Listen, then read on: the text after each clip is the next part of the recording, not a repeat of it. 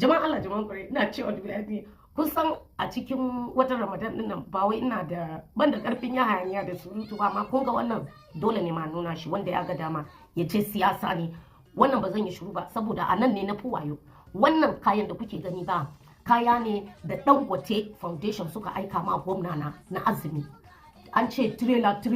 da suka kawo kayan nan an kawo buhunan shinkafa 10 kg wanda Dangote suke raba ma mutane ba an kawo guda 30,000 ko 30,000 za a raba ma mutane ba siyasa ne ba siyasa ba ina faɗa saboda shi Dangote shine uban gidan gwamna na injiniya AA Silva shine mai gidan shi tun kafin ma ya shiga siyasa shi yanzu Dangote dan ya hau jirgi ya tafi Nasarawa ba wani abu bane yawa saboda haka kar wani ya zo ya ce mini wannan abin da ake yi siyasa ne Dangote Foundation suka ba ma Nasarawa State Government buhunan shinkafa 30,000 da wani abu ina jin ba shine gwamna ya kaddamar da shi ranar Lahadi ya cire hannun shi a ciki ya ce gashi ya ba ma yan ciyamomi na local government guda 13 za su raba a kowane local government kuma ya ce sarakuna su ne za su sa ido da sarakuna da menene political appointees su ne za su sa ido mutane ina gaya muku ku yi adalci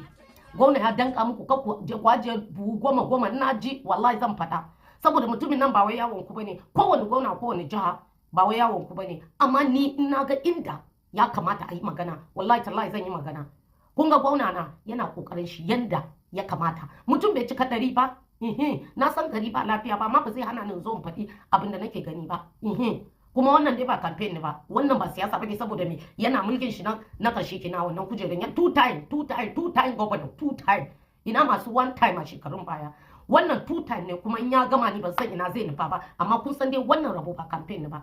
ina so in faɗa ne don Allah don annobi ciyamomi kun gama tsiyata kun na tafiya haji ban ji labarin kane na kun raba kujeru ba ciyamomi da kansiloli don Allah don annobi ku ya adalci in na ji labari wallahi zan zo nan faɗa to ina cewa ne zance ne mun gode injiniya AA Sule Allah ya ƙara buɗi Allah ya sa makiyanka su ta ganin menene ake ce kuran bayan ka Dangote na karya muku dan kwali ina cewa ni bayani ne muna godiya ka burge ni wallahi gwamna ka burge ni ka ruda ni